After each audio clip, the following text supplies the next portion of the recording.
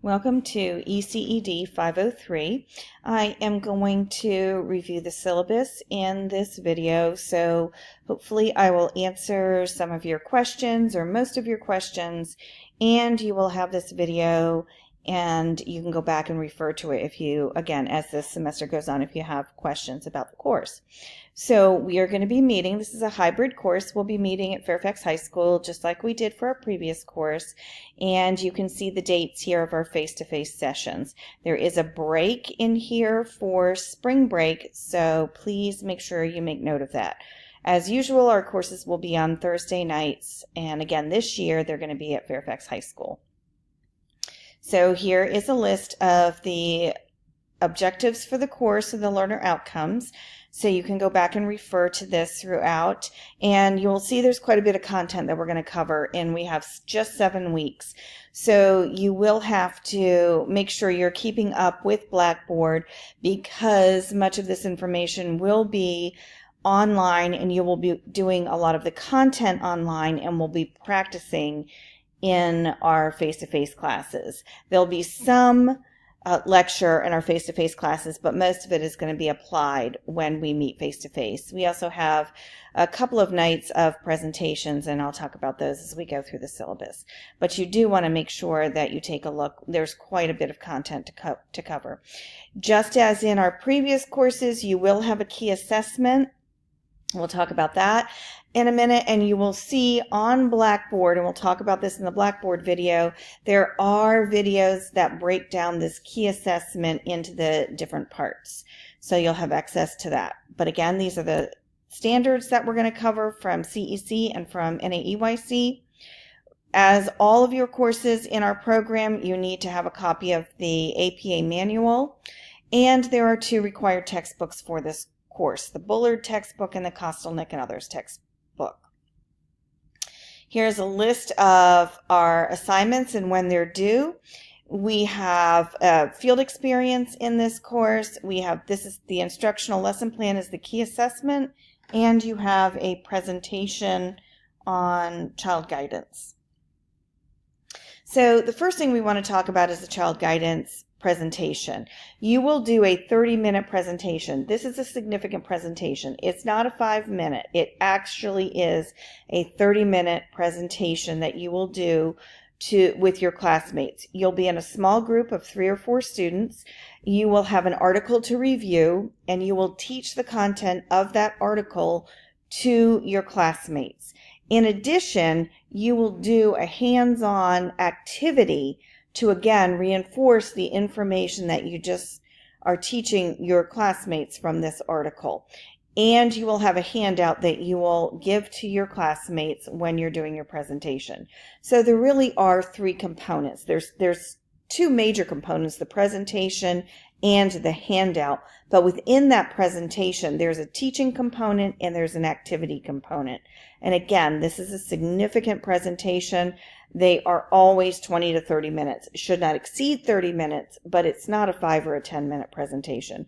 So we'll talk about this a little bit in class in our second meeting, but you can go ahead and start looking at some of the articles, and we'll have a sign up for those articles. If you want to look at it beforehand of your first course and talk amongst yourselves, that's fine too, but we'll nail that down during our second class. The second major outcome or assignment for this course is the field experience. Just as you did in 505, you will be doing a 15-hour field experience for your curriculum class for this course. So you will do it in your setting. Since you are a cohort group, you will do this in your own classroom. And you will be looking at ways to create relationships with students and provide instructional support. So you'll have 15 hours that you'll do. You'll use the field experience approval form. First, during the first week, you'll complete it and tell me where you're going to be doing your field experience, which will be in your classroom, and you will go and register online, and the link is on Blackboard. You will register that you are a contracted employee and that you're doing your own field experience. Or for those of you that are working in private preschools, you can put that this was prearranged with me. That's fine. At the end of your field experience, you will complete the on-the-job placement documentation form and have a school administrator sign off on it for you. Please make sure you let your school administrator know you're doing these 15 hours prior to getting this form signed off. And in addition to the documentation form, you will have a 15-point observation and reflection. This is a 5 to 6 page paper that you will write, and you will cover these bullet points in that paper. You will use citations from your textbook and other sources to support your discussion in these 6 areas. So you're going to look at the general structure of the day, the structure of the classroom, differentiation that's used, behavior management and child guidance principles that are used, and other accommodations, strategies, etc. that are used within the classroom. And the bulk of your points are going to come from the instructional plan, which is the 3-part key assessment. Again, we'll talk about that in a minute when we get to the back of the syllabus, but also very specific guidelines are included on Blackboard. You have your 15 points of attendance and participation. Generally, I do 7 to 8 points for our online, generally 8 points for our online portion, and then 7 points for your face-to-face attendance. If you attend and you participate, you get the point. If you don't attend or don't participate, you don't get the point. So that's pretty straightforward as far as attendance and participation. Here's our grading scale. It is the same for all of our graduate courses, so you should be familiar with that. And here is our weekly schedule. So I have it split out of what the content that's going to be covered online and what the content that we will address face to face. In doing so, I tend to put all of this content online so you do have backup information, but we will be discussing this in particular, and you can count on doing activities in the classroom to support this content. If there's some online content that I think is important, I will make sure that I address it in our face-to-face courses. And then the readings and the assignments are over here, and those are just due through the week. Generally speaking, your discussion boards are due on Thursdays. There are a couple of them that you're going to be doing that are lesson plan development, and those are going to be due on Fridays. We'll do some of it in class, and then I want to give you more time than just the night after class to get those done. So those two would be due on Fridays. Generally speaking, your assignments are due on Saturdays until you get to the end of the course, and you do have one part that is due on Monday, I believe. So just go ahead and follow the syllabus as far as your due dates. You've got the chart in the front of the syllabus, and then you've got your class schedule. And I tried to also put all of the due dates in the weekly folders for your weekly modules as well. So hopefully that will help as you move through the content. But you can see there's a lot of information that's going to be covered every week. And again, I will go back and cover some of the online material when we're doing our face-to-face sessions. But for the most part, I'm going to stick to activities around the content that's identified as our face-to-face. Also, in this course, you'll see we're learning how to write a lesson plan. It is not the book that you see that teachers use. That I call the memory jogger, even though we as teachers call it our lesson planning book. It is not the full extent of how we plan our lessons. So we're going to talk about that in-depth lesson plan template and how and what goes into true lesson planning. So as we move through our weeks, we will look very closely at specific portions or components of that lesson plan. And you can see that they're identified here on the syllabus. So again, you should be familiar with my syllabus, and it looks pretty similar to all the other ones.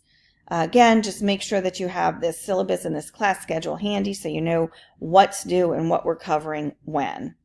So as we move through to the end of the syllabus, you will see the key assessment.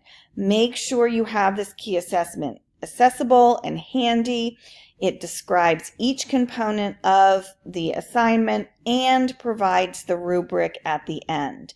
You want to make sure that when you're writing parts 1, 2, and 3, you are referring to this rubric very closely because you need to be at the meets designation when you get to the end and turn in the full paper.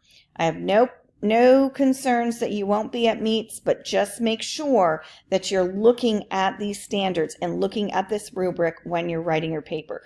Don't just look at the instructions. Make sure you're looking at this rubric. You need to be at meets or exceeds. So right here you can see this is the rubric for part 1. This is the rubric for part 2. And this is the rubric for part 3. And there are quite a few standards for part 3. So make sure you're paying particular attention to the rubric. So let's go back and let's look at what this key assessment is about. It's about how do we address the instructional needs of our students. So part 1, we're starting with just a student. You're going to pick one student in your field placement, and which is going to be your classrooms. You're going to pick one student and you're going to provide an overview of that student. All of the information you need to include is here. You're going to support part of this discussion with the literature from your textbooks and other sources as necessary in part 1. In part 2, you're going to talk about how you developed a relationship with this child, with your focus child that's described here. So in a 2 to 3 page paper, you're going to talk about 3 strategies you use to develop a relationship with a child. We'll talk about this more in depth in class, and you can refer to the video on Blackboard. And finally, part 3 is going to be a lesson plan. You're going to develop a lesson plan to meet the unique needs of the child you discussed in part 1 and how you would implement it. So those are the 3 very quick overview of the 3 parts to this key assessment 3. This is the lesson plan template that you're going to use in part 3. This is the lesson plan template that we're going to talk about in class and that you're going to use as you develop your lessons. This is what lesson planning looks like. It's very extensive. There's a lot of thought that goes into it. And you will see that lesson planning is not a series of activities. It is a well thought out plan for how you're going to deliver information and content and ensure success for your students. Hope this was helpful, and please refer to the video on Blackboard to help you navigate our Blackboard site for this class.